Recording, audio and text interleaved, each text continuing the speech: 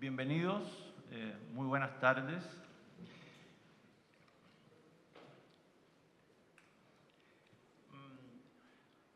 Bueno, vamos a comenzar este conversatorio que me parece muy relevante. Primero quisiera saludar a las autoridades universitarias presentes, a los entrañables amigos, amigas, colegas que se encuentran acá, nuestros apreciados alumnos y obviamente al respetable público que nos acompaña en este evento tan significativo. Quiero partir por dar las gracias a Cecilia Vicuña y a José Nordenflix, así como a todos los que han contribuido a la producción de este encuentro, y en especial a la Escuela de Arte y al Centro de Estudios Indígenas e Interculturales por su entusiasmo y contribución invaluable. Estoy muy feliz y quiero compartir ese sentimiento con ustedes por el hecho de que cada vez con más asiduidad nos hemos podido encontrar en el espacio académico de esta relevante universidad varias personas, muchos de ellos presentes acá, con sensibilidades afines a un nuevo paradigma emergente. Me refiero a una manera más amplia de entender el concepto mismo de conocimiento. Nos referimos al conocimiento que surge de la colaboración y la participación, y donde los procesos, las estructuras y las representaciones, pero también las interacciones, las movilidades, los sentidos, los sentimientos, los afectos compartidos y el cuerpo biológico mismo forman parte de su marco epistemológico central. Nos referimos al conocimiento como compromiso, aquel que surge del reconocimiento mutuo de la diversidad ontológica y del diálogo pleno de la vida con la vida, el conocimiento entendido como responsabilidad de dar cuenta fidedigna de la complejidad de ese vínculo que algunos biólogos como Malpartí y Lavanderos han denominado cultura-naturaleza, sin guión entre medio, sin separación cartesiana. ¿Y quién mejor que el arte contemporáneo, ese espacio crítico, creativo, con tantas puertas abiertas, puede ser el espacio fecundo para un replanteamiento y enriquecimiento del concepto mismo de conocimiento dentro del ámbito académico? ¿Y quién mejor, obviamente, en términos concretos, que nuestros dos invitados, Cecilia Vicuña y José Nordenflix, para hacernos viajar y dialogar con esos nuevos ensamblajes de futuro que las artes proponen? No voy a presentar exhaustivamente y curricularmente a Cecilia Vicuña porque creo que no lo necesita y porque además creo que es imposible reducir a un par de párrafos ese camino intrincado que es la vida creativa y la producción de sentido realizada por una persona. Solo unos pocos trazos y a modo de introducción me tomo el atrevimiento de decir que Cecilia Vicuña, como alguna vez ella misma ha dicho, es una solidaria interactuante, es decir, una artista poeta que viaja sola y a la vez muy acompañada. Quizás uno de los comienzos de ese viaje solitario acompañado pueda situarse en el año 1966 en Chile, donde presenta su arte precario Basuritas y posteriormente inventa el grupo Tribu No. Desde entonces, y con una trayectoria internacional de casi medio siglo, Cecilia ha participado en más de 30 exposiciones e incontables realizaciones artísticas que incluyen quipus, objetos, instalaciones, pinturas, sonido, performance, films, así como 23 ediciones de poesía. Ahora bien, ¿es posible de modo rápido encontrar alguna constante en esa inmensa y compleja labor creativa? Siempre es arriesgado, pero podemos decir de forma muy general que su obra es una obra activista que aborda un fuerte compromiso con varios de los grandes problemas del mundo moderno y contemporáneo: los derechos humanos, la destrucción de los ecosistemas y la homogeneización cultural. En términos conceptuales más específicos, Cecilia anuncia que su trabajo reside en el todavía no, en el potencial de futuro de lo no formado, donde el sonido, el tejido, el lenguaje, los rituales colectivos y las actuaciones orales hacen emerger nuevos significados que a su vez pueden existir en muchos espacios, medios e idiomas a la vez, y pueden al mismo tiempo habitar realidades sin lugar, sin necesidad de las tramas excluyentes o incluyentes de la historia oficial. A su lado, nuestro querido José de Nordenflicht, quien tampoco necesita mucha presentación, es de todos queridos y conocidos, y al igual que Cecilia, cuenta con una fecunda y una extensa trayectoria. Es licenciado y magíster en Historia por la Pontificia Universidad Católica de Valparaíso y doctor en Historia del Arte por la Universidad de Granada. Es miembro de la Academia Nacional de Bellas Artes de Argentina y actualmente es académico del Departamento de Artes Visuales de la Universidad de Playa Ancha y también de la Escuela de Arquitectura de la Pontificia Universidad Católica de Chile. Cuenta con más de 100 textos entre artículos, ensayos y catálogos de su especialidad y además ha desempeñado un rol importante en el ámbito de la institucionalidad vinculada a las artes y al patrimonio, tanto a nivel nacional como internacional, participando en proyectos públicos y privados en América, África, Asia y Europa. Ha sido también presidente de ICOMOS, es decir, del Consejo Internacional de Monumentos y Sitios de la UNESCO, y también secretario ejecutivo del Consejo de Monumentos Nacionales de Chile. Al mismo tiempo, y como parte de su prolífica labor, se ha desempeñado como curador en proyectos vinculados al Museo Nacional de Bellas Artes de Chile, al Museo de Arte Contemporáneo en Santiago, al Architekturzentrum de Viena, entre otras instituciones. Recientemente ha participado en Documenta 14, Atenas Case, escribiendo en libro con Cecilia Vicuña titulado Red Thread, The History of the Red Thread, y el grupo Ciudad Abierta Merida Documenta 14. Dejo pues entonces a ustedes con Cecilia y José en lo que será indudablemente un diálogo sumamente enriquecedor para todos y todos los presentes. Gracias, Joseph, por la excesiva y generosa presentación. Bueno, lo que nos convoca. Con Cecilia, venimos conversando de hace como por lo menos unos 15 o más años, y esta es como una conversación interminable, digamos, ¿no? Lo que para mí, no sé, para Cecilia, es un ejercicio, digamos, ¿no es cierto?, tremendamente enriquecedor, porque en general los historiadores del arte, ¿no?, y es una mala broma que yo siempre le hago a mis colegas teóricos, críticos y escribidores de catálogos, los historiadores del arte trabajamos con artistas muertos, ¿no?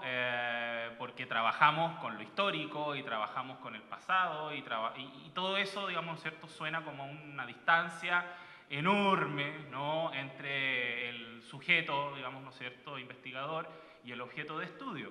Por lo tanto, el encontrarme, digamos, ¿no es cierto?, de golpe y porrazo con una persona, digamos, ¿no es cierto?, ¿no?, y que esa persona se haya convertido no solamente en un objeto de estudio, sino que en una amistad, digamos, ¿cierto?, y en una relación, ¿no?, entre sujetos, ¿ah? Por supuesto que desde el punto de vista metodológico puede ser absolutamente impuro e improcedente y en el mejor de los casos híbrido, digamos, ¿no es cierto?, desde la perspectiva de mis colegas, historiadores duros, ¿no?, como les gusta a algunos llamarse. Pero bueno, yo lo asumo, digamos, ¿no es cierto?, con toda la complejidad metodológica que eso nos ofrece a nosotros los historiadores como un desafío, ¿no?, que no es un desafío nuevo, para nada, ¿no? Si la historia del tiempo presente, las historias contemporáneas o estas historias, digamos, ¿no es cierto?, desde la intrahistoria, la historia de la subjetividad, incluso hoy día hay una tendencia historiográfica que es la egohistoria, o sea, cómo el historiador desde su subjetividad construye el relato y eso termina siendo, digamos, ¿no es cierto?, un insumo válido, digamos, ¿no?, para lo que se considera como producción histórica. Pues bien, les cuento esto un poco, digamos, ¿no es cierto?, como una breve introducción a este diálogo que seguiremos, digamos, ¿no es cierto?, reproduciendo aquí en presencia de todos ustedes y llamados a ustedes a involucrarse también en este diálogo, a partir de un suceso que nos ocurrió, ¿no?, nos está ocurriendo, porque esto está ocurriendo, digamos, ¿no es cierto?, en este mismo momento, y que es la versión número 14 de la famosa cita del arte contemporáneo internacional, documenta que, como ustedes bien sabrán, se viene desarrollando en la ciudad alemana de Kassel desde el año 1955 en su primera versión, básicamente con el interés que tuvo en ese momento, plena, digamos, ¿no es cierto?, posguerra y reconstrucción de posguerra europea, la visión que tuvo un historiador del arte, pero que también era artista. Entonces era como esos son los historiadores del arte más tramposos, digamos, ¿no? Don Alfred Bode, y este señor Bode, ¿no? Concibió, ¿no? Tuvo una visión muy interesante y que era, digamos, ¿no es cierto?, que la reconstrucción no solamente tenía que ver con lo material, lo económico y todo el esfuerzo, digamos, ¿no es cierto?, que hizo Alemania, ¿no?, para pararse de esta debacle, lo que había supuesto la guerra, en sus infraestructuras, en su economía, digamos, ¿no es cierto?, y en el curso de reconstruir una sociedad, sino que también, ¿no?, para la reconstrucción posguerra había que reconstruir el espíritu, había que reconstruir la conciencia de un espíritu en común, ¿no?, de una Alemania, digamos, ¿no es cierto?, que, bueno, había sido el epicentro de cuestiones tan traumáticas como el Holocausto, ¿no?, etcétera, etcétera. De allí parte, digamos, ¿no es cierto?, este proyecto, y que ha tenido enormes transformaciones, digamos, ¿no es cierto?, en los años siguientes y en las versiones, hasta llegar a esta versión número 14, en donde, con no menos polémica, digamos, ¿no es cierto?, se instala la decisión del director artístico, ¿no?, porque ya no se llaman curadores, ahora son directores artísticos. Realmente, digamos, ¿no es cierto?, ¿no?, la pega de los curadores también como que ha salido de este closet de la objetividad, digamos, ¿no es cierto?, y se ha metido de lleno, ¿no?, a asumir un rol, yo diría, de lleno absolutamente creativo, ¿no? Este director artístico la documenta en la versión actual, es un historiador del arte y curador y director, digamos, ¿no es cierto?, de instituciones culturales en Suiza y en Alemania y en Polonia, ¿no?, su país natal, que es Adam Zizek, tan raro como suena el apellido, y que propone, ¿no?, en esta versión instalar el proyecto Documenta en 2 ciudades. Se había producido en versiones anteriores, en la versión anterior a esta Documenta, la Documenta 13, ¿no?, y en la Documenta 12 ya un, diríamos, preliminar intento en tratar de descentrar la situación de Kassel respecto de otras locaciones, ¿no? Pero nunca con esta contundencia, digamos, ¿cierto?, de decir vamos a instalar la Documenta en Atenas, ¿no?, y en Kassel. Y de ahí viene el mote, digamos, ¿no es cierto?, ¿no?, el lema, ¿no?, que, como ven ustedes, digamos, ¿no es cierto?, aquí en esta infografía del isotipo, digamos, ¿no es cierto?, representado por cierto, ¿no?, el búho de Atenea, ¿no?, esta sabiduría pero torcida, ¿no?, esta sabiduría puesta en crisis, digamos, ¿no es cierto?, este logos, ¿no?, que está gráficamente intervenido. Es un título de trabajo, ¿no?, este mote, este emblema, este lema, ¿no es cierto?, que es Learning from Athens, ¿no?, aprendiendo de Atenas. Con ese marco así de genérico, digamos, ¿no es cierto?, no quiero ocupar mucho tiempo en esto, les quiero mostrar algunas imágenes de cómo Cecilia, ¿no?, invitada a participar con una gran cantidad de proyectos artísticos, no solamente con una sola intervención, ya veremos, a su vez invita, ¿no?, a un equipo de trabajo que no solamente me incluye a mí, digamos, ¿no es cierto?, que participé ahí en una publicación, que ya se las comentaremos, sino que también, digamos, ¿no es cierto?, a quien hace registros de video, a montajistas, incorporando, digamos, ¿no es cierto?, a la gente del staff de Documenta, tanto en Atenas como en Kassel. Ustedes podrán sospechar, digamos, ¿no es cierto?, que el universo de personal, digamos, ¿no es cierto?, a disposición de un trabajo colectivo, que de verdad, digamos, ¿no es cierto?, es un trabajo colectivo, digo de verdad porque eso suena siempre muy retórico, pero en definitiva aquí están todos, ¿no es cierto?, desde el personal aparentemente, digamos, ¿no es cierto?, que ejecuta tareas más mecánicas o más habituales, digamos, dentro de los museos, las salas de arte, etcétera, hasta, por supuesto, los mismísimos artistas invitados, trabajando de una manera como muy comprometida, digamos, ¿no es cierto?, en este trabajo colectivo. Como anécdota, digamos, ¿no es cierto?, hasta los chicos que trabajaron en la instalación de los quipus, que por supuesto en el prejuicio poquito, ¿no es cierto?, gorilesco chileno mío, digamos, ¿no? Bueno, es el tipo que hace el aseo, es el tipo que no sé qué, eran todos artistas. Y artistas así que tenían posgrado y no sé qué, no sé cómo, que para ellos era un honor trabajar por 2 chauchas, digamos, ¿no es cierto?, metiendo un tornillo con no sé qué, haciendo la pega, digamos, ¿no? No solamente por estar como bajo este halo de, oye, estuve poniendo tornillos en documentos, estuve colgando cuadros, ¿no?, en la sala no sé cuánto, sino que porque los artistas se involucraban con ellos y había un trato, digamos, ¿no es cierto?, bueno, de personas, horizontal, etcétera, etcétera. Quiero remarcar esto, digamos, ¿no es cierto?, porque obviamente 2 personas nomás, digamos, no son los que solventan, digamos, ¿no es cierto?, el que el arte aparezca o que las cosas funcionen como arte, ¿no? Un poco por ahí.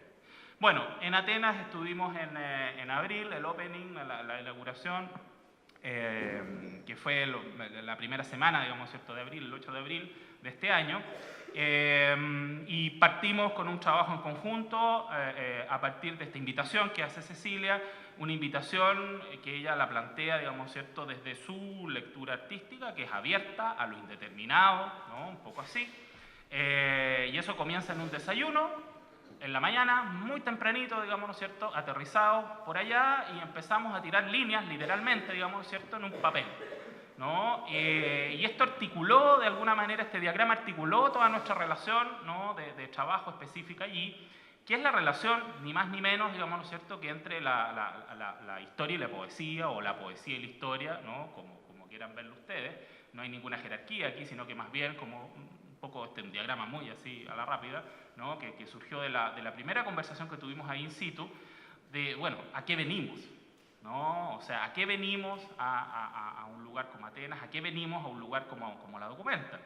Y claro, los argumentos así como muy del historiador, digamos, ¿no es cierto?, que apelan, por supuesto, a un par de datos que pueden resultar más o menos eruditos de buenas a primeras, pero que hacen mucho sentido porque son muy esenciales y de alguna manera, digamos, esto se instalan en la conciencia colectiva de la construcción del discurso poético y la construcción del discurso histórico. Esto es la relación entre Homero y Heródoto, ¿no? Un poco conversábamos ahí con Cecilia ese día, bueno, recordemos que Homero, digamos, ¿no es cierto?, si es que existió, porque también está en duda si haya existido, ¿no?, pero la tradición oral del poema homérico contaba de que Homero era ciego.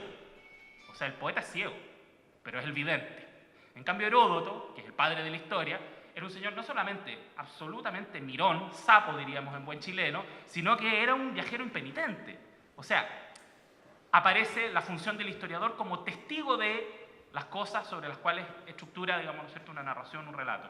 Y a partir de estos 2 personajes, bueno, tan griegos, estábamos en Atenas, era imposible no pensar, digamos, ¿no es cierto?, en ese tipo de influencias y de referencias culturales que tanto Cecilia como yo traemos, porque fuimos formados en una cultura occidental, apelando a esa idea de Homero preocupado por el futuro, Heródoto preocupado por el pasado, este Homero ciego, este Heródoto que mira todo, digamos, ¿no es cierto?, y que trabaja en base al viaje, un Homero que se basa en la tradición del oral, ¿no?, y eso entronca claramente, digamos, ¿no es cierto?, con la poética y el proyecto poético de Cecilia, ¿no?, desde la oralidad hacia la construcción de la palabra y el lenguaje verbal, y en cambio los historiadores trabajando, digamos, ¿cierto?, desde el formato escrito. Es decir, la historia aparece con la escritura. Eso nos cuentan en el colegio a todos, se los recuerdo. Entonces, de alguna manera, digamos, ¿no es cierto?, estos 2 tipos de articulación, de narrativas, de relatos, ¿no?, nos hacen converger en un presente que es como el tiempo real del proyecto específico, de la obra,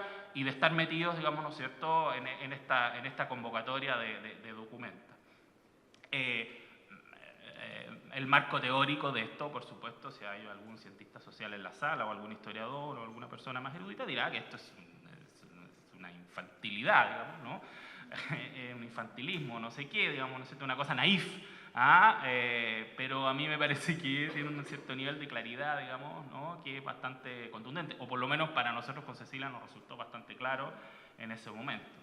A partir de esto, Cecilia, por supuesto, trae un proyecto, el curador, porque Adam Zizek es el director artístico, él trabaja con un staff de 6 curadores, esos curadores a su vez trabajan con un staff de 18 asistentes, esos 18 asistentes a su vez trabajan con un staff de 36 subasistentes, bueno, ¿para qué les hago la lista? La conté, por supuesto, son 268 personas las que trabajan para el proyecto de Documenta 14, además de 120 personas más que están permanentemente en la institución Documenta, que tiene sede, por supuesto, en Alemania, que está preocupada, digamos, ¿no es cierto?, del mantenimiento de la estructura entre los 5 años, digamos, ¿no es cierto?, que media entre una y otra Documenta.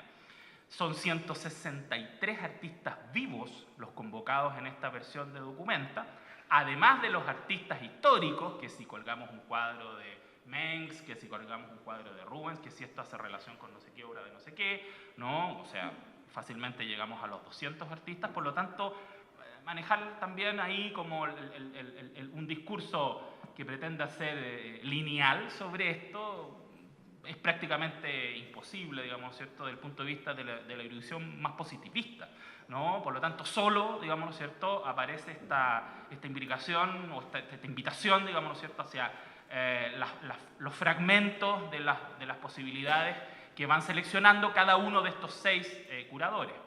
Uno de ellos, ¿no?, bueno, ya se nos convirtió en un amigo, digamos, ¿no es cierto?, con Cecilia, que es Dieter Rolstraete, ¿no?, un curador de origen belga, que trabajó mucho tiempo en Estados Unidos, en el Museo de Arte Contemporáneo en Chicago, del cual yo sinceramente tenía una remota idea de haber leído algo de un catálogo, de una exposición, de un tema que a mí en lo particular como historiador, por supuesto, me hace sentido, una exposición que se hizo el 2010 en Chicago que se llamaba The Way of the Shovel, algo así como el camino de la pala, ¿no?, que eran artistas que trabajaban, digamos, ¿cierto?, con la excavación, con la arqueología, con el relato histórico, ¿no?, etcétera. Una exposición muy grande que se hizo en Chicago hace unos años atrás. Y bueno, Dieter viene a hacer su scouting, como se dice en la jerga, curatorial, a Chile. Viene por intermedio de Camila Marambio, ¿no?, a quien conocía en Holanda, le comenta sobre Cecilia Vicuña. Él venía buscando, ¿no?, a Cecilia porque había visto las pinturas de Cecilia en una exposición colectiva que se había hecho el 2012-2013 en Río de Janeiro, que el curador Adriano Pedrosa, digamos, ¿cierto?, había montado, Arte Vida, ¿no?, etcétera. Y bueno, él venía con una idea de eso, venía con una idea también de ciudad abierta, ¿no?, y tal que era así como inevitable encontrarnos, digamos, ¿no? Un poco porque yo venía trabajando con Cecilia hace muchos años y también con la gente de Ritoque vengo trabajando hace muchos otros años más. Y esa fue una feliz como coincidencia. Bueno, esa es la explicación de por qué estas piezas que propone Cecilia en relación con este scouting curatorial, esta visión, digamos, ¿no es cierto?, de programa que tiene Dieter Rolstraete, ¿no?, y por supuesto enmarcado dentro de esta invitación a aprender sobre Atenas, ¿no?, y por eso les estoy mostrando estas aburridas fotos de una escalera mecánica de un edificio, ¿no?, hay que decirlo. Atenas, como ustedes sabrán, digamos, ¿no es cierto?, como dicen los políticos, se habrán enterado por la prensa, ¿no?, estuvo sumida en una crisis económica más o menos, digamos, ¿no es cierto?, ¿no?, terminal, hace un par de años atrás y de la cual ha tenido mucha dificultad, digamos, ¿cierto?, para poder salir. Eso hizo de que los grandes proyectos de infraestructura pública, que sobre la ciudad de Atenas, que es una ciudad de 3 millones de habitantes y fracción, se habían logrado levantar con ocasión de los Juegos Olímpicos, haya sido las extensiones de las líneas de metro, ¿no?, el Museo de la Acrópolis, gran museo estándar internacional, ¿no?, etcétera, con todos los lujos habidos y por haber, en donde por supuesto hay una reproducción réplica de los frisos del Partenón, que los británicos tienen ahí raptados en el British Museum. Este Museo de la Acrópolis, ustedes podrán sospechar, digamos, esto es un emblema de la reivindicación de la identidad nacional respecto del patrimonio de los griegos y por lo tanto era una inversión ideológica y estratégica como de sentido país. Y la otra inversión importante que se había hecho era este museo, que es el Museo Nacional de Arte Contemporáneo, ¿no?, de Atenas, una ex fábrica de cerveza, reconvertida, digamos, ¿cierto?, ¿no?, en equipamiento ad hoc, como verán ustedes, ¿no es cierto?, en un estándar de arquitectura contemporánea para el arte contemporáneo, pero que había quedado como cual elefante blanco, digamos, ¿no es cierto?, ¿no?, sin inaugurar, porque los fondos se acabaron para hacer las terminaciones, las adecuaciones y tal. Viene la Documenta con el input, digamos, ¿no es cierto?, ¿no?, de recursos económicos y esto se convierte en el gran escenario, digamos, ¿no es cierto?, de un momento que Cecilia lo podrá ahí comentar con mayor detalle, que fue increíble, digamos, ¿cierto? Que fue la inauguración de este evento con el presidente de Grecia y el presidente de Alemania, ¿no? Así como pasando debajo de la obra de Cecilia, digamos, ¿no? Y siendo magnéticamente, digamos, ¿cierto? Atraído, ¿no? A la centralidad que ofrece, ¿no? una obra con estas características, el quipu womb, ¿no? El quipu útero, el útero, ¿no? Quipu. No quiero entrar en el detalle de nada de esto porque quiero que lo veamos con Cecilia. Solamente y llenarles el ojo goloso, ¿no? con las imágenes, digamos, ¿no es cierto?, de aquello, con esta imagen del montaje, ¿no? Esto, he de decirlo, yo me lo perdí. Esta foto la sacó Jane England, ¿no? la galerista de Cecilia en Londres, y que te da una dimensión primero de dónde está este lugar, que es del museo. Esta es la azotea, y en la azotea era el único lugar en donde se podía, digamos, ¿no es cierto?, empezar a configurar, digamos, ¿no es cierto?, el quipu con una dificultad técnica y formal no menor. También dejo ahí esto, ¿no?, en suspenso para que lo comente Cecilia. Y en otras locaciones de Atenas se instalan los amigos de Ciudad Abierta, que también, digamos, ¿no es cierto?, establecen un vínculo preexistente con Cecilia, por la mirada que Cecilia, digamos, ¿cierto?, había tenido respecto de lo que ocurre allí en las playas de Ritoque con la comunidad de Ciudad Abierta y todo lo demás, desde un proyecto que además llevábamos con Cecilia desde el 2006, que cristalizó, digamos, ¿no es cierto?, en una película de ella que se llama Concón, ¿no? Y que donde está establecida, digamos, ¿cierto?, esa relación, está dilucidada y está como anudada. La Ciudad Abierta ocupa parte del recinto de la Escuela de Bellas Artes de la ciudad de Atenas. La Escuela Nacional de Bellas Artes de Atenas es así, ¿no? Por si no la conocen, digamos, ¿no es cierto? ¿No? Digo aquí, sobre todo para los estudiantes de arte que siempre miran con recelo las infraestructuras. No. En Atenas la cosa es así, ¿no? Y la Ciudad Abierta se instala de esta manera, asá, ¿no? No voy a entrar obviamente en el detalle de esto, salvo por una sola cuestión. Esto es un pabellón de papel que se arma en base a un acto poético, una estructura que se construye ahí in situ durante 25 días. Hay un equipo de profesores y estudiantes de más de 20 personas, digamos, ¿cierto?, que están desarrollando actos poéticos en el día, registrándolos por la tarde y construyendo por la noche, así a una velocidad de matacaballo, digamos, esto. Nada de lo que vemos ahí se llevó desde Chile. Todo se construye ahí con dispositivos mecánicos, electrónicos, qué sé yo. No es papelito colgado nomás, digamos, ¿no es cierto?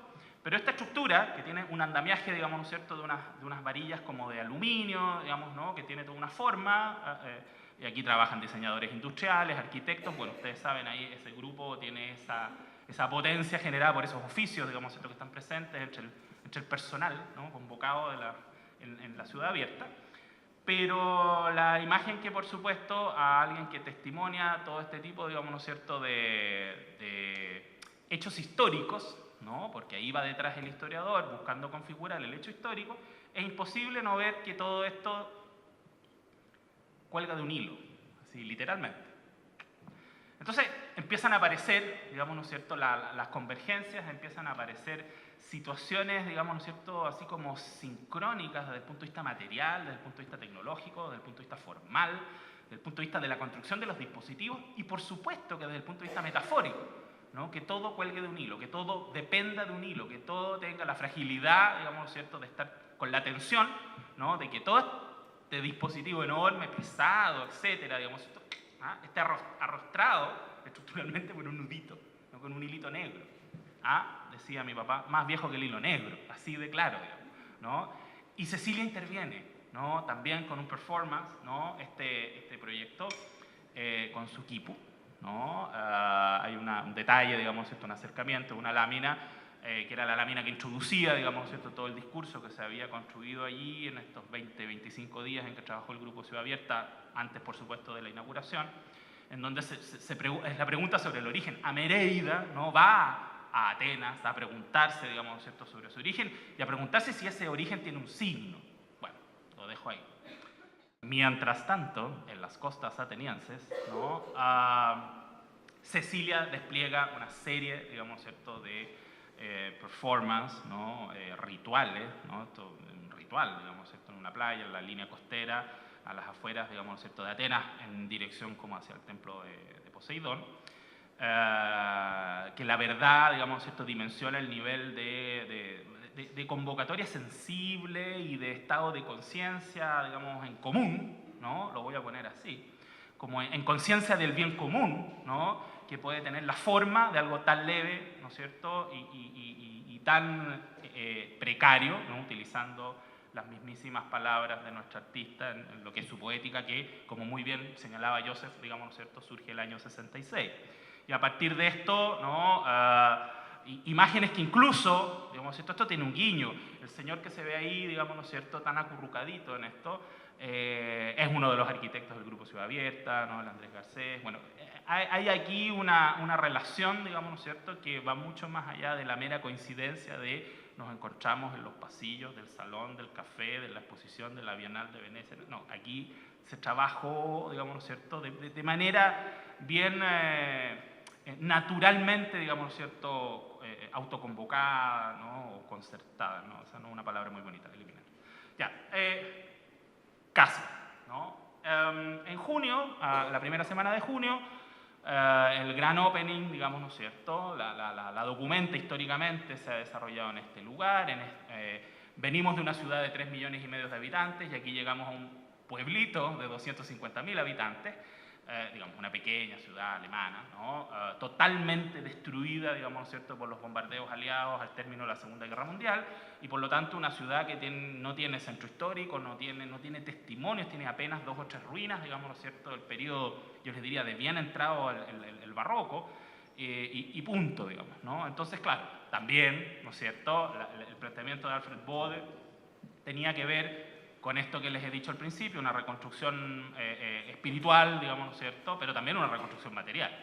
Se inventa, la documenta, empieza a ponerse en desarrollo. Hay un proyecto muy emblemático que seguramente habrán visto en los medios, que es el Partenón de libros de la Marta Minujín, ¿no? Viene la gran inauguración, digamos, ¿no es cierto?, también aquí de Documenta, y aquí en los espacios que están ya tradicionalmente asignados, digamos, ¿no?, para el funcionamiento de este evento, intervenido siempre, no sé si se fijan ahí, alcanzan a leer la sutil intervención de un artista africano, que en vez de ponerle el nombre del lugar, el Fredicarium, ¿no?, le pone ahí en inglés con la misma tipografía y con la misma solemnidad arquitectónica del ornato del edificio, being safe is scary, o sea, estar seguro da miedo, ¿no? Y bueno, de vuelta, ahí todas las autoridades que se les ocurra, presidente de Alemania, presidente de Grecia, etcétera, etcétera, y nosotros mirando desde las vallas papales.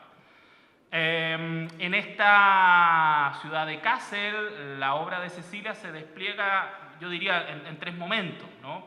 Un momento que está más bien musealizado en términos de que son obras ya de una data histórica, ¿no? Son obras del año 71, son pinturas, digamos, ¿no es cierto?, y que el curador, Dieter Roel-Straete, nuestro nuevo amigo, que aquí lo vemos, ¿no es cierto?, explicando, además, haciendo una visita guiada, digamos, ¿cierto?, ahí el día anterior a la inauguración, donde parte, digamos, ¿no es cierto?, el discurso museográfico de cómo está, digamos, ¿no es cierto?, ahí la curatoría, hacia el lado derecho, digamos, una pequeña sala, donde están las pinturas de Cecilia de este periodo, digamos, ¿no?, allí.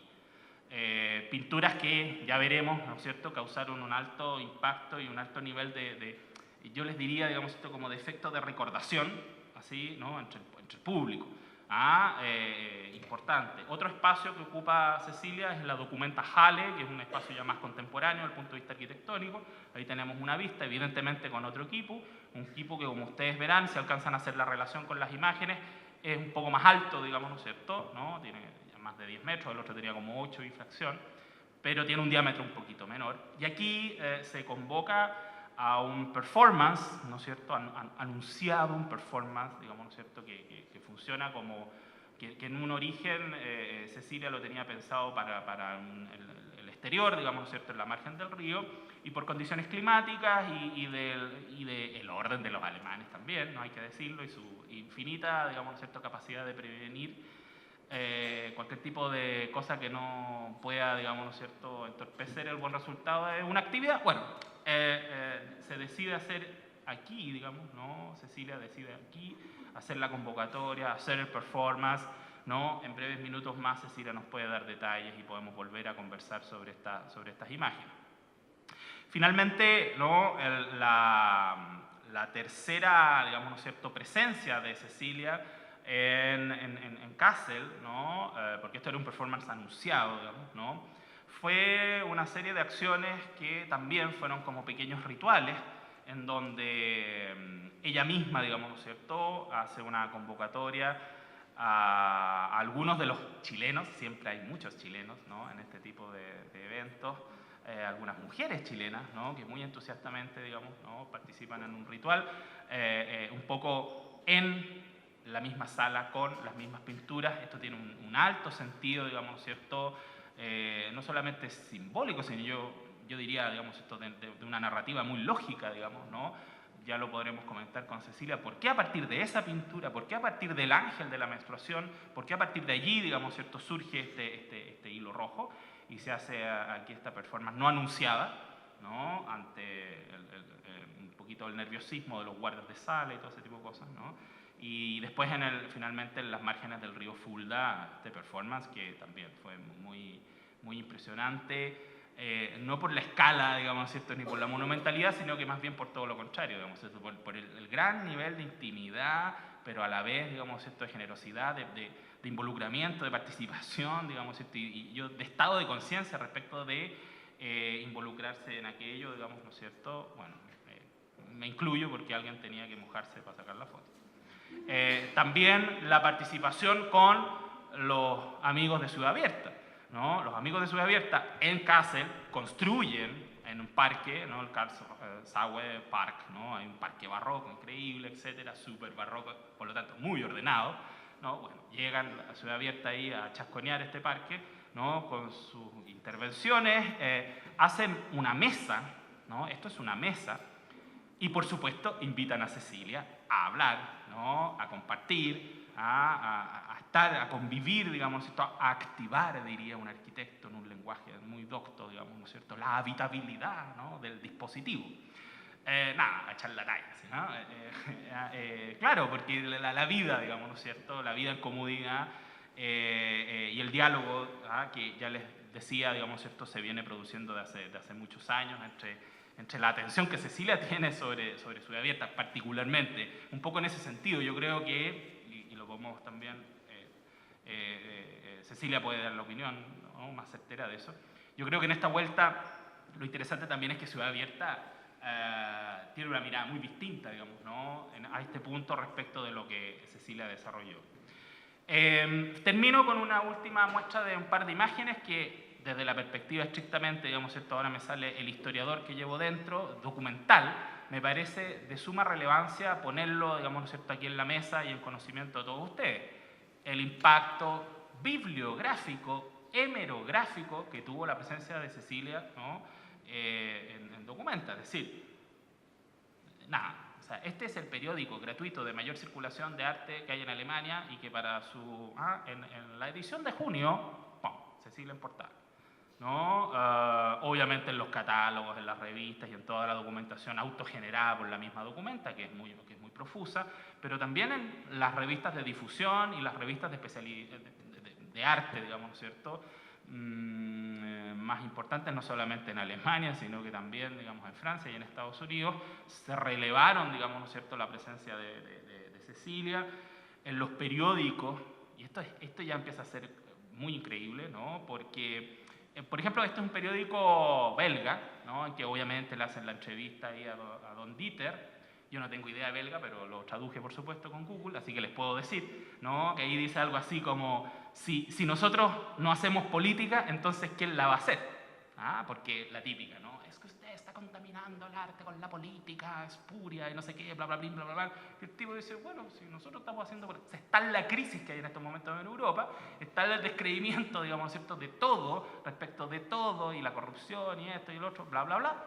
Cosas parecidas a países del sur. Que Dieter, ¿no?, muy clarito, digamos, ¿cierto?, dice, mire, aquí sí, estamos haciendo política. Obviamente que estamos haciendo política. Y estamos haciendo política porque hace 50 años se está haciendo política de esta manera. Y el editor del diario, o el que hace la nota, y el que hace la entrevista, seleccionan como ejemplo, y Dieter lo menciona, digamos, esto, miren esta. Así, no los voy a aburrir, hay mucha documentación de esto. El Le Monde, uno podría decir. Este no es el Le Monde Diplomatique que se hace aquí en Ahumada, no, este es el Le Monde de París, ¿no? Una documenta, digamos, ¿cierto?, ¿no?, que está ahí consignada desde la lucha, digamos, con el signo, digamos, ¿cierto?, de la lucha. Y nuevamente, ¿no?, nuestra querida Cecilia aparece ahí relevada. Entonces, yo creo que esto, digamos, ¿no es cierto?, para los historiadores del futuro va a ser un material, digamos, ¿no es cierto?, sobre el que hay que poner atención. Afortunadamente, ¿no?, con esto termino mi parte de la intervención. Yo quiero aquí claramente agradecer a Cecilia públicamente por la oportunidad que nos da, digamos, ¿cierto?, de participar en esto, porque les vuelvo a insistir, digamos, ¿no?, y hago circular mi discurso entero. Que la historia se relacione con la poesía es problemático desde la época de Homero, ¿no?, y Heródoto y todo lo que queramos, ¿no?, tanto porque unos van mirando, digamos, ¿cierto?, hacia el sur y otros van mirando hacia el norte, o como queramos decirlo. Unos miran, digamos, ¿cierto?, hacia el futuro y otros miran hacia el pasado, pero hay un presente ahí que nos hace contemporáneos de todos los que estamos aquí en esta sala, digamos, ¿cierto?, frente a lo cual obviar este tipo, digamos, ¿cierto?, de circunstancias es imposible y nos hace tener conciencia, digamos, ¿cierto?, de que somos testigos de una época, ¿no?, que con toda, digamos, ¿cierto?, su complejidad y con todas, digamos, ¿cierto?, sus miserias y sus problemas, ¿no?, es una época bien interesante, digamos, ¿cierto?, y que podría generar, ¿no?, ciertos cambios respecto de una serie de cosas que nosotros quisiéramos que fueran mejores para el mundo, digamos, ¿no?, que le dejamos a nuestros hijos. Bueno, no quiero extenderme más, ya me extendí muchísimo, ¿no? Todos queremos escuchar a Cecilia y conversar con ella y preguntarle cosas, ¿no? Así que, nada, eso, por el momento.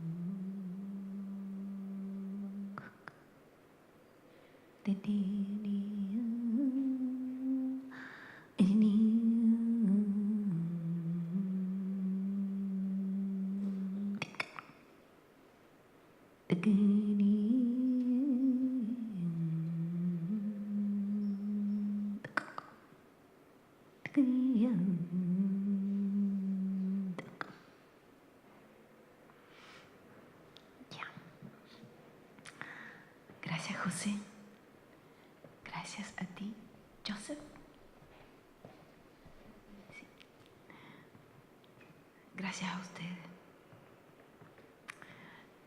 Seguramente no nos queda mucho tiempo, pero quería empezar por aterrizar en los 50 años que se están celebrando aquí de la reforma universitaria.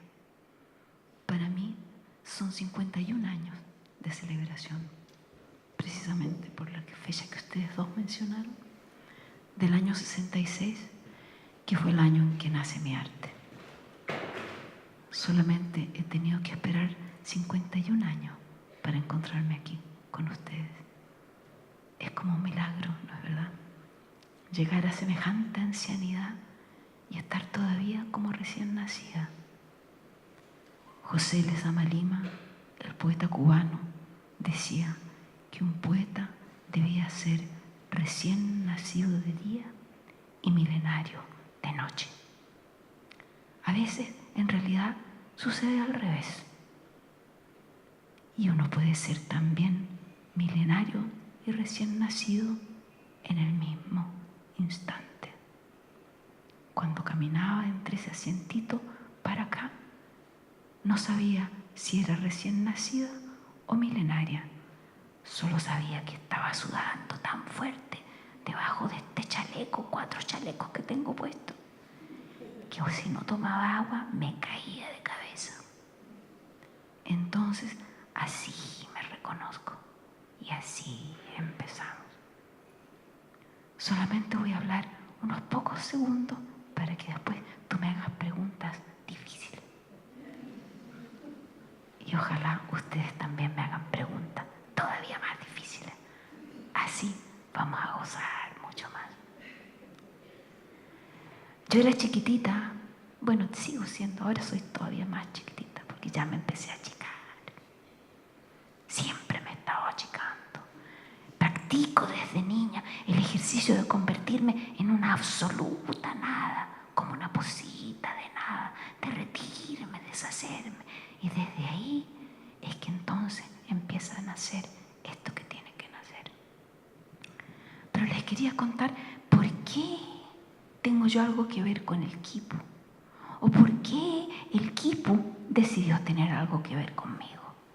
Imagínense ustedes lo improbable, lo unlikely, como se dice en inglés, que puede haber sido que una adolescente chilena se encontrara como me encontré yo con una imagen del quipu.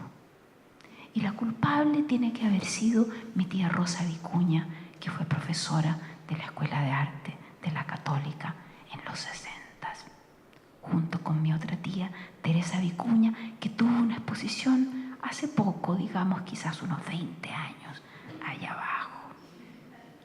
Me reía diciéndole a José, para mí 20, 25 años es hace poco. Muchos de ustedes no habrían ni nacido en ese momento. Entonces vuelvo al quipu. Me encuentro con la imagen del quipu. ¿O quién se encuentra con quién cuando un nudito te anuda a su propio ser? Y en ese momento, cuando supe que existía el quipu, me imaginé rápidamente un quipu que no recuerda nada. Ni siquiera lo hice como un quipu táctil o físico, solamente lo imaginé y lo dibujé en un cuaderno y escribí el quipu que no recuerda nada, una cuerda vacía. Y comprendí al hacer eso que estaba iniciando el proceso de imaginar lo inimaginable, un nuevo quipu. Y pasaron muchos años y llevo durante no sé cuánto, 50 años más o menos, haciendo quipus. Entonces, como esta noche no hay tiempo, no les podré contar a ustedes el primer quipu que hice, ni el quipu número 2, ni el número 400, sino quizás el primer quipu monumental que hice aquí en Santiago, del cual absolutamente nadie se dio cuenta, que lo hice en la Galería Gabriela Mistral en el año 2002 y se llamó el quipu Semi-Yo, porque no era ni semilla, ni era semilla, ni era yo, ni era semillo. Y era el quipu de los desaparecidos. Una sala blanca, de suelo blanco, de paredes blancos, de techo blanco y 2 hilitos que la atravesaban. Y de ahí colgaban otros hilitos blancos y semillas blancas. En especial una semilla que se llama vilano. Y esta semilla era una especie de no canasto, porque como era un quipu, no quipu, hice un canasto, no canasto, en que cada hebra era tan abierta que las semillitas que estaban adentro se salían del canasto.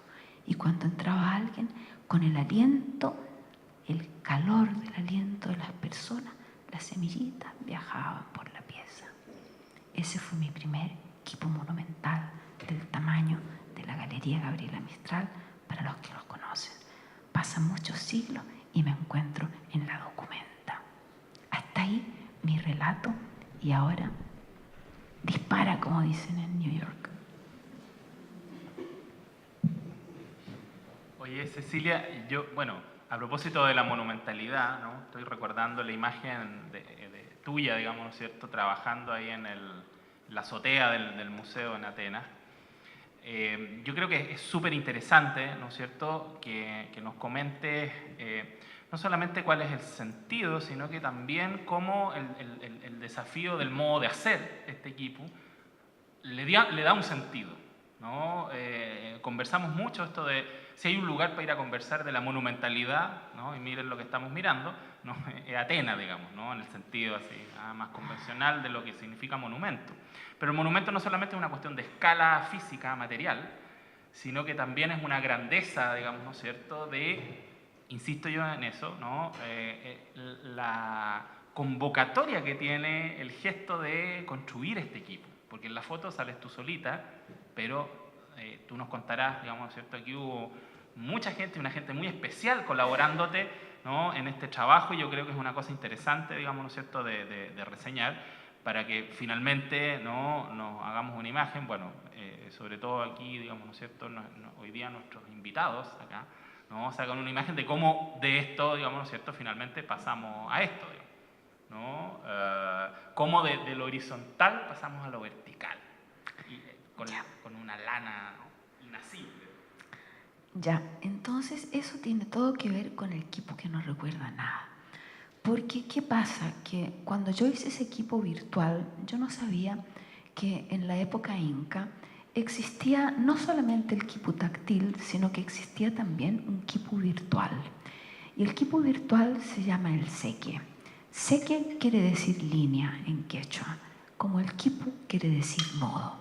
Entonces, ¿en qué consistía este quipu virtual, el seque? Los arqueólogos en realidad no lo llaman quipu seque. Recién se publicó un libro que asocia al quipu seque, pero yo lo asocié de un comienzo, de que supe que existía. Consistía en un quipu imaginario que tenía su meollo en el Cusco y se dirigía en 41 direcciones hacia el cosmos, hacia todos los puntos cardinales y no cardinales y hacia el infinito, el nacimiento de las aguas, las estrellas, el cosmos, los planetas. Entonces, para mí, esa escala imaginal del pensar indígena que concibe al individuo como parte del cosmos me hizo sentido desde que yo era chiquitita. Es decir, ese es el modo en que yo me crié. Yo me crié como una niña pilucha, porque mi mamá pensaba que la ropa hacía mal, en el campo de la Florida, que ahora es ciudad. Entonces, si tú pegas un salto de esa escala imaginal que yo amo y admiro en las culturas indígenas, no solamente de América, sino de todo el planeta, esa capacidad de pensar en el ser como un ser múltiple, un ser que es colectivo, que es comunal y que es individuo a rabiar a la misma vez, para mí eso es la plenitud de lo humano.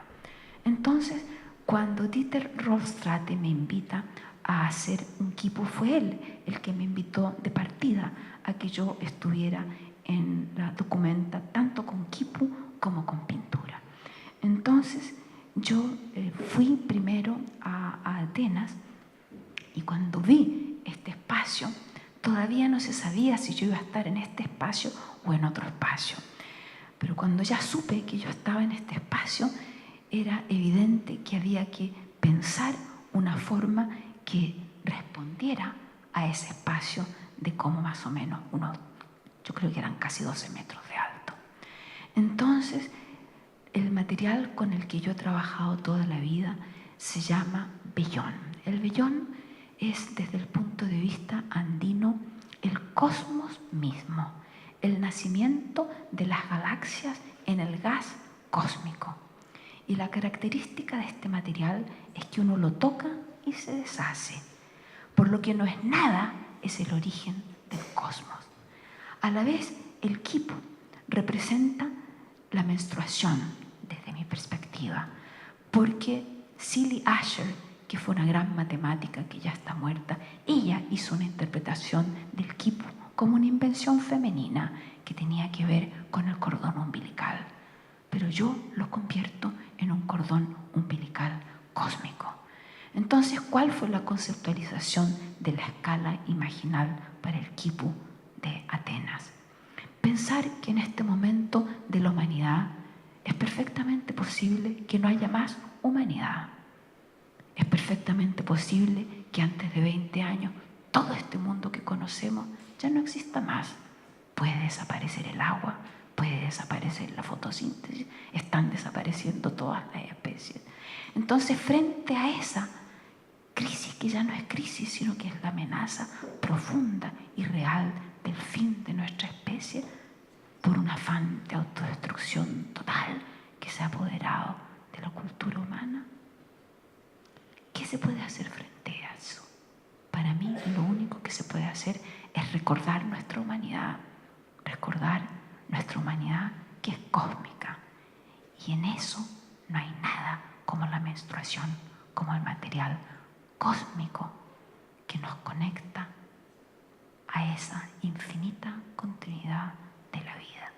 Entonces, a lo práctico, ¿cómo chucha hacer que esta lana, que tú la miras y se deshace, cómo hacerla subir 8 metros, que fue el máximo que nos dimos para poder hacerla? Entonces yo había mandado a pedir a una fábrica griega que me hicieran esta lana a la forma como yo la quería. Y ellos crearon estos ríos, como ustedes veían en la foto del techo, que ya están en la foto divididos en dos. O sea, eran casi como la mitad de esta pieza, un vellón así, un chorro, no sé cuántos metros, me parece que eran como 9 metros. Entonces llego yo y me encuentro con esos chorros gigantescos de lana, no sé cuántos kilos. Sería exagerado decir cientos, pero me parecían cientos porque eran unas bolas de este volado. Y entonces llego yo a eso y digo, esto es literal y materialmente imposible. Entonces me fui a mi hotel y soñé el método. Y el método consistió en trabajar como trabajan los hongos, es decir, por capas. Entonces convertí ese gigantesco chorro en un modo de crear una especie. ¿Puedes mostrar una que tú tenías por ahí? Esa, la de esa. No sé si se pudiera apagar la luz o bajar la luz por un momento para que lo vean un poquito mejor.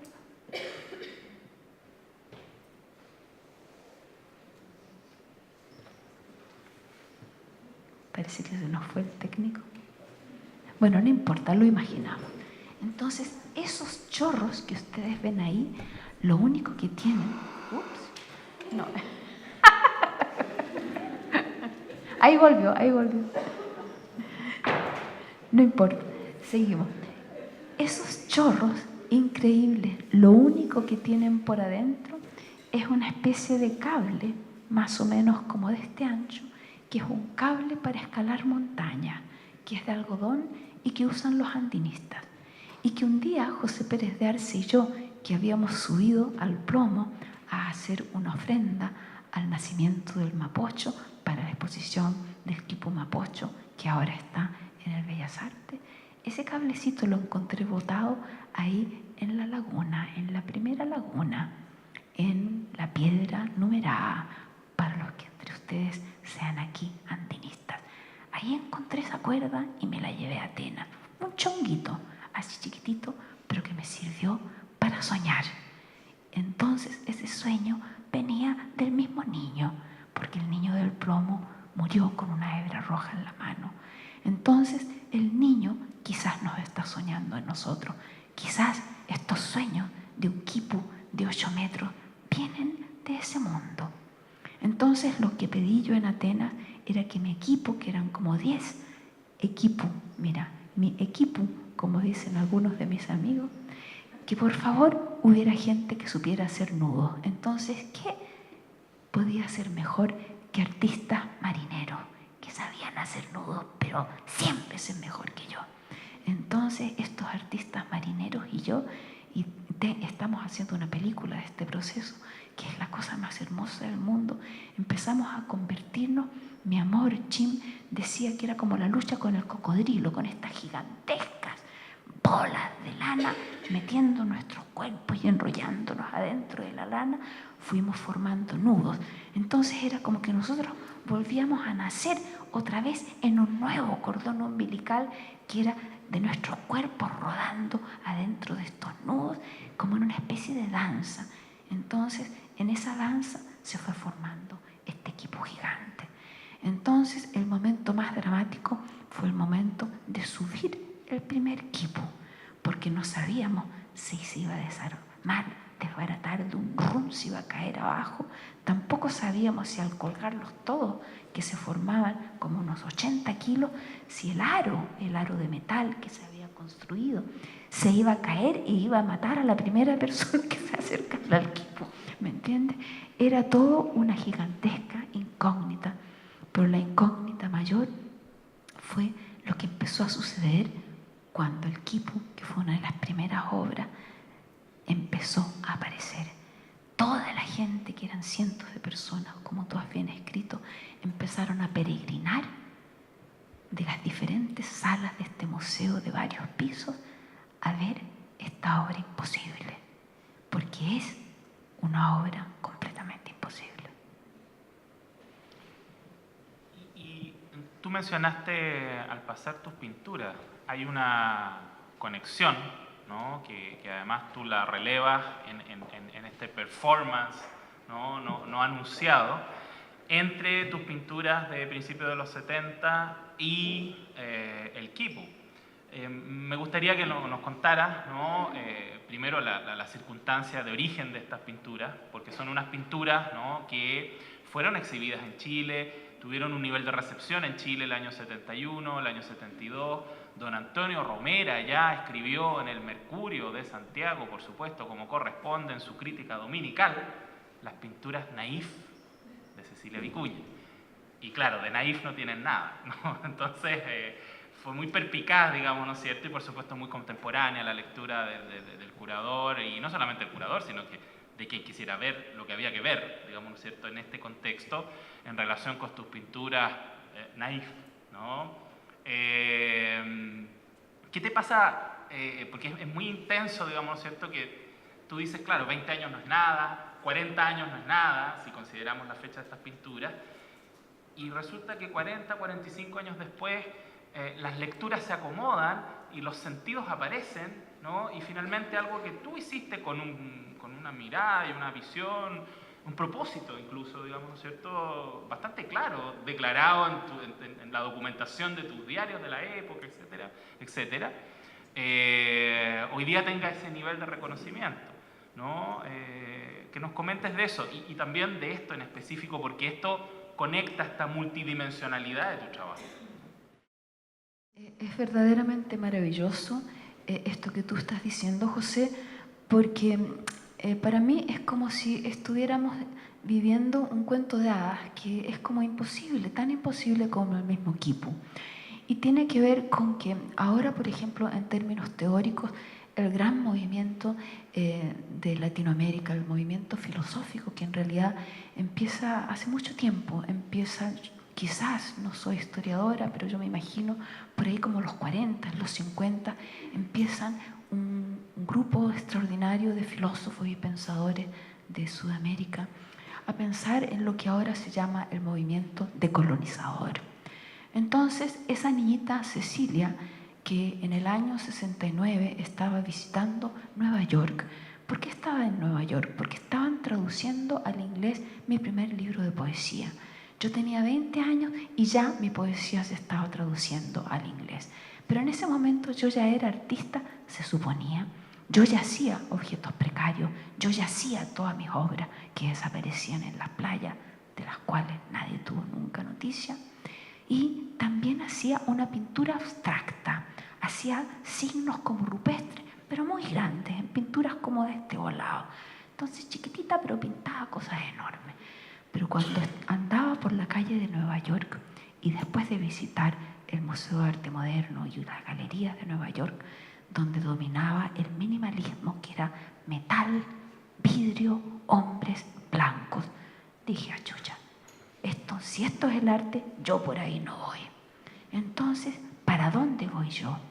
Y vi la imagen mental de una imagen que continuaba la pintura cusqueña, colonial, esos santos y ángeles, y me los imaginé de inmediato en pelota y haciendo todas esas cosas que hacen los ángeles, que desde mi perspectiva, y que me perdonen los católicos, que siempre para mí había una perversión sexual, un erotismo increíble en esos santitos. Entonces, a partir de esa rebelión contra esa supresión del eros de la mujer, sobre todo, imaginé esas pinturas. En mi viaje de regreso a Chile, ese mismo año 69, me alojé en casa de Leonora Carrington. No sé cuántas personas en esta sala conocen a Leonora Carrington. A ver. Todos, si no están reprobados en historia. Ah, bueno, por lo menos 4 parece personas. Oye, los demás, puta, tienen que conocer a Leonora. Gran pintora, gran poeta surrealista. Y yo, imagínate, durmiendo en su casa y viendo sus pinturas, y vi su método. Y acá está Coca Rocatagliata, mi amiga de la tribu No, que también había llegado a la casa de Leonora, precisamente porque el plan era que Coca fuera conmigo a Nueva York. No fue, no pudo llegar a Nueva York. Entonces Coca se fue a México, se fue a casa de Leonora y ella estudió con Leonora. Bueno, en Chile le comento esto a Coca, que está aquí presente, y Coca dice, sí, yo aprendí, y entonces empieza Cecilia a poder hacer esas pinturas que yo había visto en mi imagen mental, siguiendo el método, pero no la imagen de Leonora. Un detalle muy importante, porque la imagen venía de la pintura cusqueña y con unos entrecruces de pintura, digamos, del Renacimiento italiano. Entonces, volviendo al hilo rojo, en una de las primeras pinturas, yo creo que sería a lo mejor la 5ª, 6ª pintura que hice, aparece un hilito rojo. Y no es esta, sino que es una pintura que está perdida y que nunca se ha reproducido y que sin embargo se exhibió en el Museo Nacional de Bellas Artes el año 71. En esa pintura aparece mi novio de entonces, desnudo y envuelto en una espiral de lana roja, y al pie tiene un ovillito rojo. ¿Por qué habré hecho eso? No se sabe. Y después pinto el ángel de la menstruación. Este ángel está pintado el año 73 en Londres. No se ve mucho porque está, digamos, ¿tenemos una que se vea más? No, bueno, no importa. Alcanzan a ver una chuchita de la cual va saliendo un chorro de sangre roja, pero eso no es todo. Ella, el ángel, está jugando con un hilo rojo. Entonces, cuando Dieter Rollsratte me invita a hacer un quipu, yo supe instantáneamente que tenía que hacer un quipu rojo, y por eso escribí el libro La historia del hilo rojo, porque me puse a meditar por qué llevo 50 años trabajando con este hilo rojo. Yo creo que la respuesta de eso nadie la puede saber, pero por lo menos mi hipótesis es que tiene que ver con esa continuidad de la vida, de la menstruación que conecta con el cosmos. Entonces, volviendo acá, cuando había que poner estas pinturas en la documenta, yo dije, vamos a poner a los héroes de la revolución y vamos a poner a los héroes del ser, del existir, del pintar y del poetizar, que son las mujeres. Entonces, hay 4 mujeres, no es falso, hay 3 mujeres: Gabriela Mistral, Violeta Parra y María Sabina, las 3 grandes poetas indígenas de América.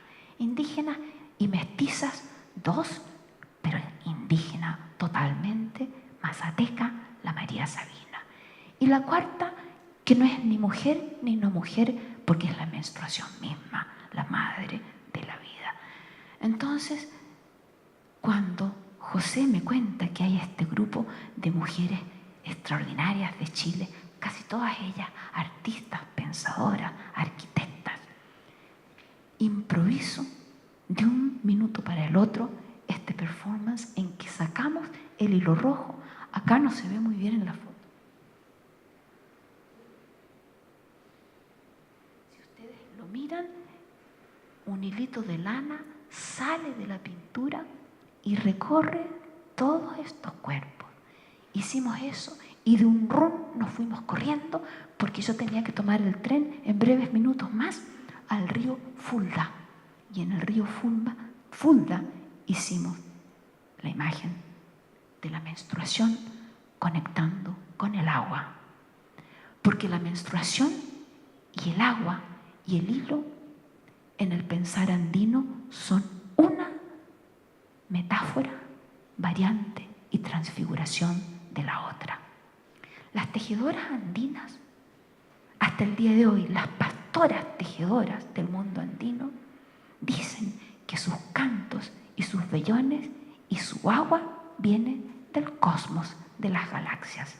Entonces esa idea de que las pastoras no saben nada, de que los indios son infantiles, de que Cecilia es una naif, ahora la física astronómica y la física cuántica demuestran que los únicos que dicen la firme son esas pastoras anónimas, porque efectivamente se ha descubierto que el origen del agua en las galaxias está exactamente donde los cantos de las pastoras dicen que está.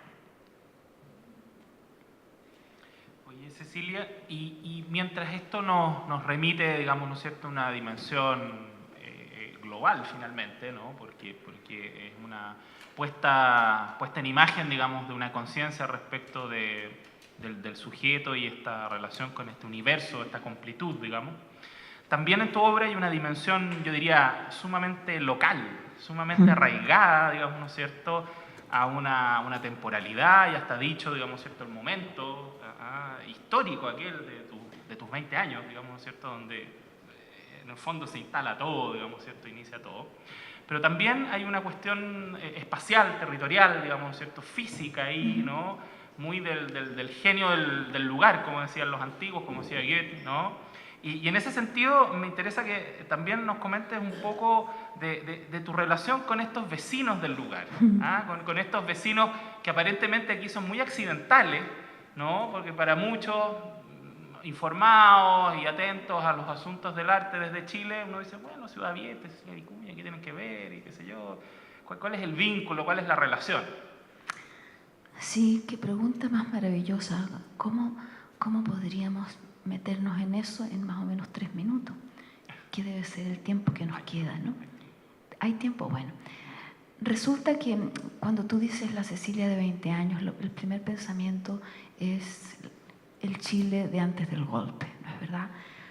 Cuando ustedes, los que son jóvenes y estudiantes que están acá, no se pueden imaginar lo que era vivir en un Chile donde todo era posible.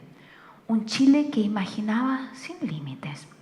Un Chile donde los genios creadores más increíbles del mundo de la física cuántica, del mundo de la invención cibernética, del mundo de la reforma total de la educación, como Paulo Freire, o de cualquier mundo filosófico, toda la gente más increíble del mundo tenía que venir a Chile, porque Chile, como digo yo en ese momento, era la luz del mundo. La luz de una revolución democrática sin persecución. Entonces yo creo que en ese momento en que todo era posible, fue posible el sueño de la Mereída, fue posible el sueño de la ciudad abierta, fue posible el sueño del Quipo que no recuerda nada, fue posible el sueño de Concón, donde yo empecé a hacer obras a pocos metros de la ciudad abierta, posiblemente a pocos meses de distancia, sin conocernos el uno al otro. Y entonces, en ese lugar, en la desembocadura del río Aconcagua, hay una dimensión cósmica que la mayor parte de los chilenos ignoran. Resulta que, por ejemplo, un solo detalle, la palabra con. ¿Por qué ese sitio se llama Concón? Porque el monte se llama Aconcagua, porque hay tantas variantes del con en Chile.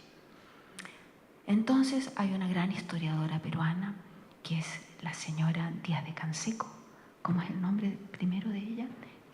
Bueno, una gran escritora. Yo estoy muy cansada y viejita, así que no me acuerdo del primer nombre, pero Díaz Canseco. Ella, en un libro maravilloso sobre el Cristo de los temblores, ella tiene un pie de página en que ella dice: esta palabra con probablemente viene del sur, quiere decir Chile. Viene por la costa y quizás sea la divinidad más antigua del mundo andino. La divinidad que daba nombre al oráculo andino, que después los incas rebautizaron Pachacamac, el animador del espacio-tiempo. Antes del animador espacio-tiempo estaba esta deidad. Mira cómo lo dije más, deidad. A lo mejor está dando deidad. Deidad, lo voy a adoptar, deidad.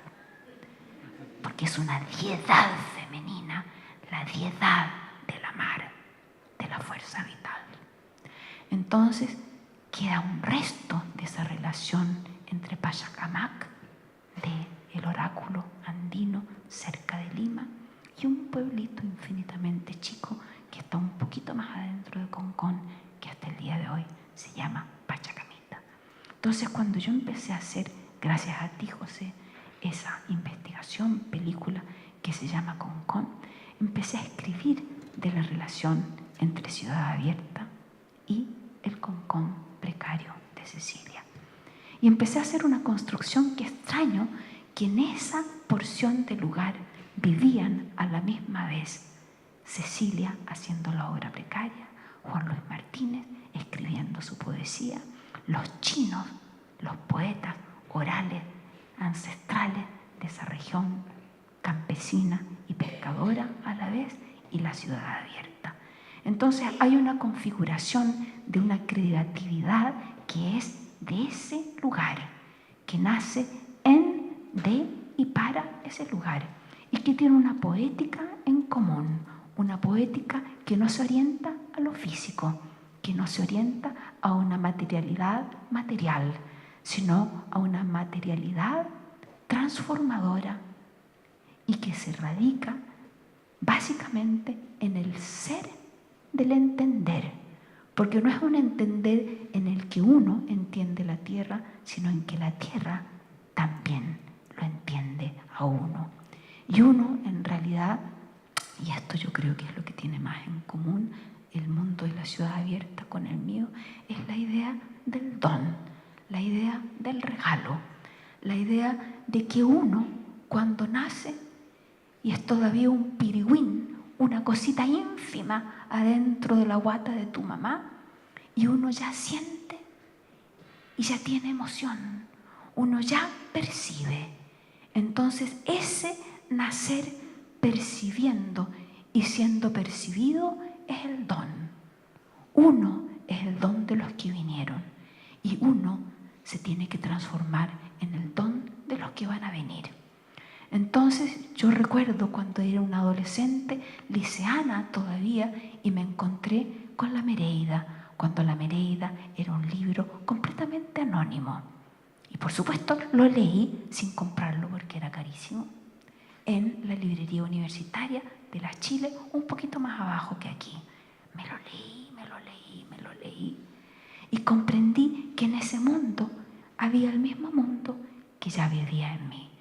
Entonces hay una poética que es nuestra y que es de acá y que tiene que ver con el ver ese don. Bueno, es tan claro lo que tú dices que uno de los libros más importantes de Alberto Cruz, Covarrubias, el arquitecto, uno de los fundadores del proyecto Mereida, se llama Don Arquitectura, por el don de la arquitectura. Yo creo que eso no lo sabías. Por supuesto que no, ¿cómo lo voy a saber? Bueno. Pero lo que sí sé es que la palabra perdón es permitir el don. Yo creo que tenemos tiempo para que se abra a las preguntas. Habrá muchas preguntas, ¿sí?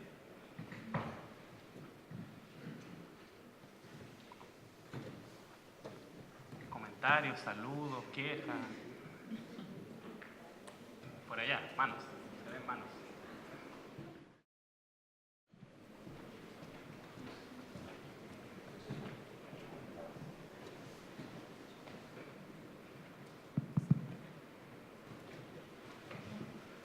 Hola Cecilia. Quería preguntarte, justo hoy estaba paseando con mi amiga Claudia, que está de visita por primera vez en Chile, desde Perú. Fuimos al Museo Precolombino y estuvimos mirando durante largo tiempo el quipu grande que hay ahí. Y me preguntaba, porque se dice que no se sabe qué es lo que significa la escritura de los puntos. O hay distintas versiones, distintas teorías a lo que significan. Entonces, quería preguntarte si tú tienes una manera de entenderla y qué sentido tienen los nudos en el trabajo que presentaste en Documenta. Sí, ¿eh? ¿Quién pudiera contestar esa pregunta? Resulta que efectivamente, con toda la supuesta sabiduría occidental, nadie ha podido descifrar los quipus andinos, ¿ya? Entonces, a partir de ese no saber qué es un quipu, es que yo he construido mi obra. ¿Te fijas? Mi obra es una imaginación de lo que el quipu podría ser, ¿ya? Entonces, por ejemplo, el gran sabio de los quipus, que es Gary Arton, que trabaja y él ha creado el Quipu Data Project, o el Quipu Database, creo que se llama, de la Universidad de Harvard. Tiene todo un universo computacional y de investigación científica impresionante. Y en mi próxima exposición vamos a colaborar. Entonces va a poder haber un encuentro entre esa visión científica, entre comillas, de lo que es el quipu o de lo que puede ser el quipu y de mi versión, que es una versión, es como si mis dedos o mis sueños imaginaran lo que ese nudo es. Entonces, para mí, ¿qué sentido tiene ese nudo? Lo que yo veo es que cuando un bebé nace, un bebé es como un nudo que cuelga del cordón umbilical de la madre. Pero esa madre, a su vez, ella colgó de otro nudo. Entonces hay un colgar un nudo de otro nudo. ¿Te fijas? Y ese colgar es un colgar que no es físico. Es un colgar que tiene otra conectividad. Una conectividad que es temporalmente física y que es no física a la vez. Y esa doble dimensión del quipu, del ser y del no ser, físico, no físico. Fíjate que la palabra física quiere decir lo natural, quiere decir futuro.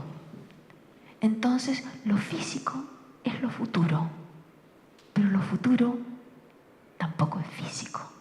Depende de esa multiplicidad de dimensiones que están interactuando en esa posibilidad. Entonces, ¿cuál es el sentido para mí? Para mí, el sentido es recuperar esa multidimensionalidad de la sensibilidad humana, de lo que nos acerca a los otros y nos hace dependientes los unos de los otros, como la única posibilidad de crear una cultura solidaria, una cultura para la vida y no para la muerte, no para el lucro, no para la destrucción. Entonces, es un quipu de rebelión, es un quipu de canto, de ruego.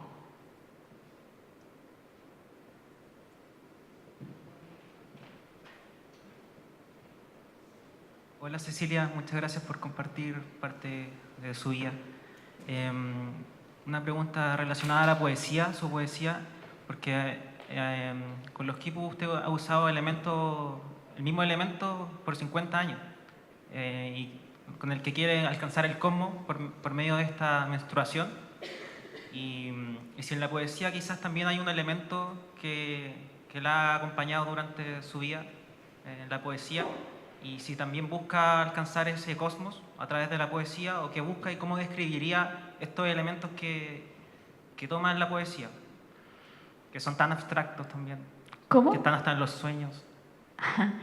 No escuché la última parte, pero... No, pero eso. Ya, bien. Sí, está muy bien tu pregunta porque fíjate qué interesante que en Chile mi poesía siempre ha sido como todavía más subterránea que mi arte, ¿ya?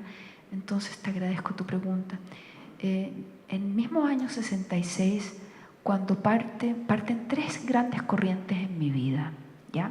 Que es la corriente de la escritura, la corriente de lo precario, de las obras que desaparecen, las obras para que la mar las coma, digamos, y parte también una dimensión de la escritura que se ha publicado en un libro que se llama Palabrarmas.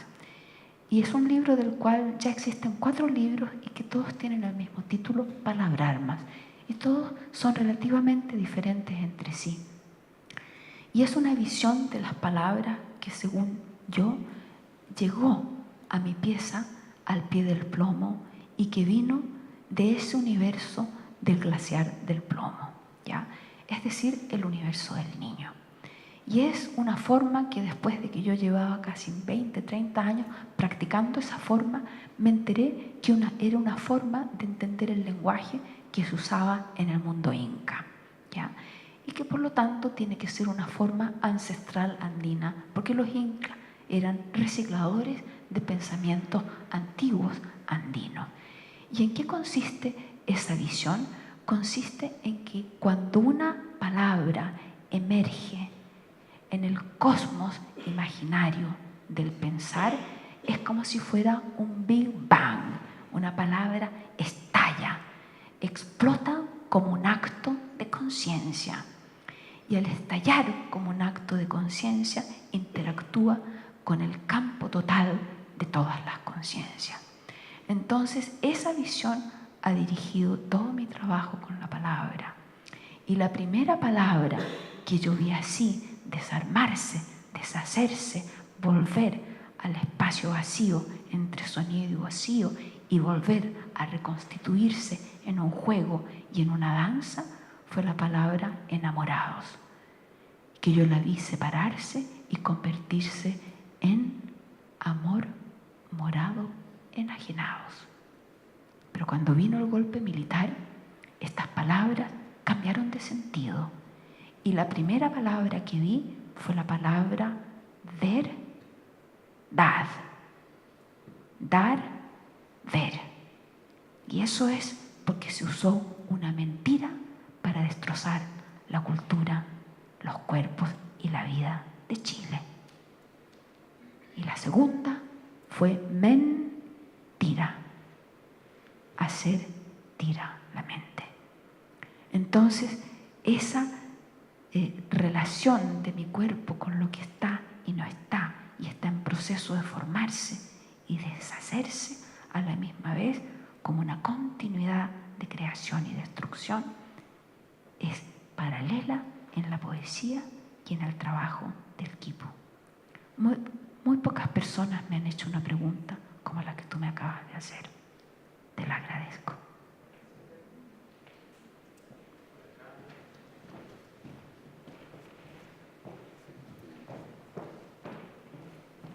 Hola, yo soy Alma. Quería preguntar con respecto a la materialidad de su obra, particularmente de los quipus. Otras artistas también chilenas, como por ejemplo Ingedusi, han trabajado con el material textil y también con el reposicionamiento de técnicas que son de pueblos originarios. Y quizás yéndonos a un ejemplo más popular, incluso Violeta Parra trabajó también con el textil. Entonces quería preguntarle cuál era su relación con la materialidad de esta obra y si usted veía que hubiera una relación de esta con quizás lo femenino o las artistas femeninas que hay en nuestro territorio. Claro, por ejemplo, está muy bien tu pregunta porque, por ejemplo, la teoría feminista del hemisferio norte piensa que lo femenino es lo doméstico, ¿ya? Y que todo lo que tiene que ver con textil es como quien dijera las labores de bordar y de coser de las mujeres. Pero si tú comparas eso con lo que yo he dicho, te vas a dar cuenta que lo que yo digo es radicalmente distinto de eso. Porque en la visión indígena no hay una cosa que se llama lo femenino y una cosa que se llama lo no femenino. Naca, no hay. ¿Te fijas? Lo que hay es una corriente de vida y muerte que está en perpetua transformación y que es cósmica. Entonces, ese pensamiento es de una radicalidad completamente opuesta al pensamiento reductivista, materialista de Occidente, que por lo demás es un pensamiento que parte más o menos hace 10.000 años y que consiste en dominar, reducir la imaginación de las mujeres. El mundo de creatividad femenina está todavía por ser redescubierto por todos los seres, no solamente por las mujeres. Entonces, parte de mi orientación ha sido una rebelión total contra la idea de que hay lo femenino. Por ejemplo, te puedo decir que cuando yo era joven, en algún momento estudié brevemente por un taller de pocos días con Enrique Lin, y Enrique Lin me dijo, pero tú escribes como hombre, ¿te fijas?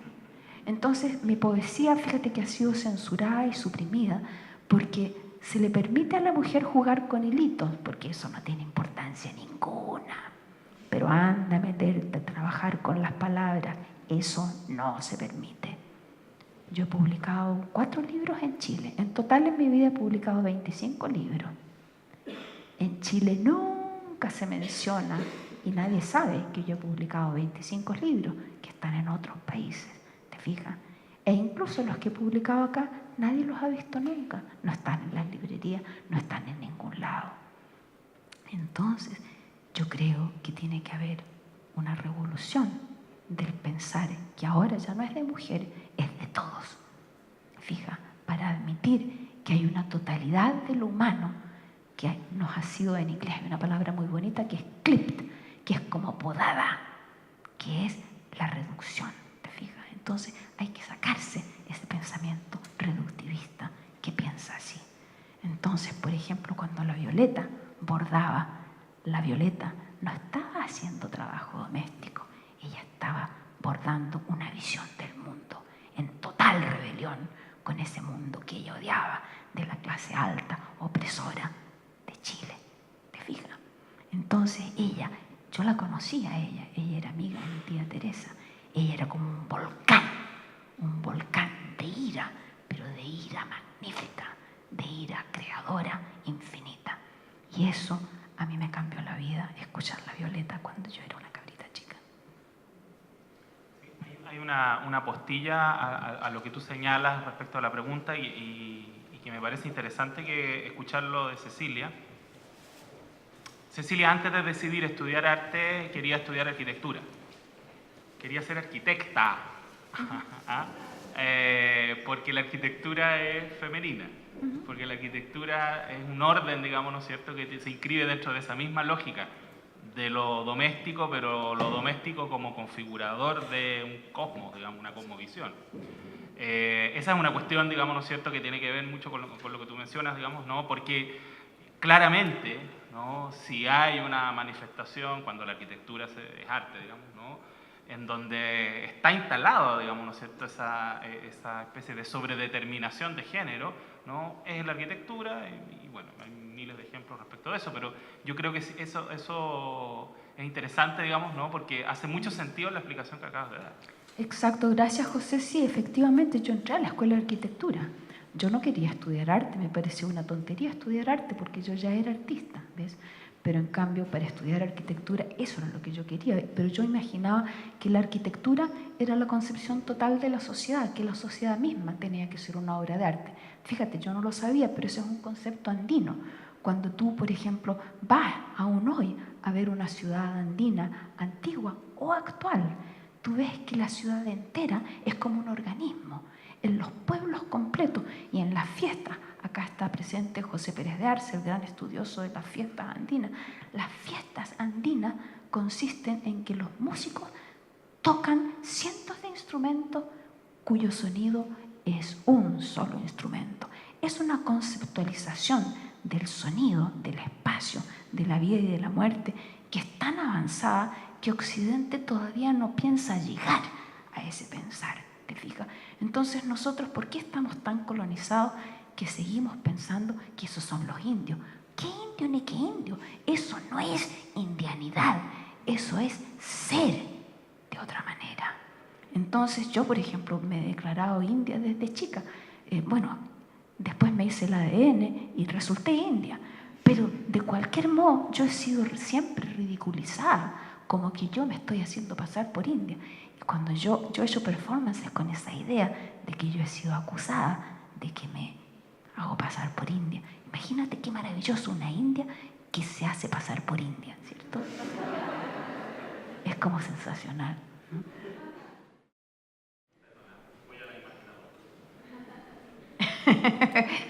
Fantástico, gracias.